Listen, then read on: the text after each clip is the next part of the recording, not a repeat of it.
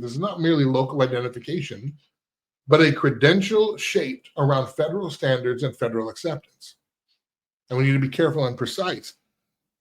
Real ID is not a national ID card, at least not yet. And there is no single federal database of all driver information, okay? And that's fair enough. But conservatives, we don't need to be naive just because the brochure gives us some soothing language. Here, the larger issue is not what Washington calls a system. The larger issue is what Washington does with the system once it exists. Because the history of government is the history of mission creep. First, the ID is for flying on planes, then it's for entering federal buildings, then it's for voter integrity, then it's for national security, then it's for efficiency, then it's for your convenience, then it's for your health care, and so on and so on. And one day, you wake up and the permission slip now becomes the point. And fourth concern here, the bill adds a private right of action and criminal penalties. Translation, election officials who make mistakes can get sued and in some cases face criminal exposure.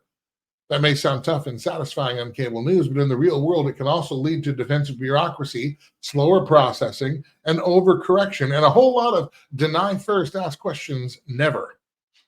Washington loves to write laws where the little guy pays the price for the big guy's press release.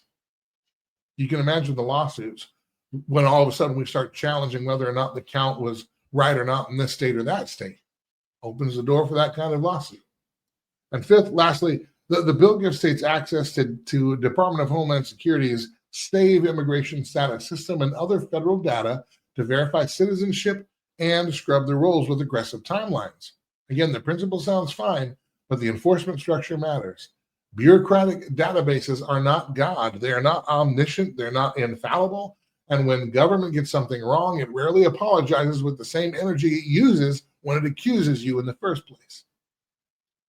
Now, maybe the most revealing detail of all, the NCSL says the bill creates new state responsibilities without authorizing federal funding, and it includes no phase-in period.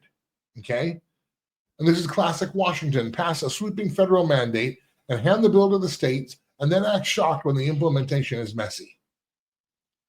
The people who lecture us about protecting democracy can never seem to budget for the mess they create when they are fiddling around with it.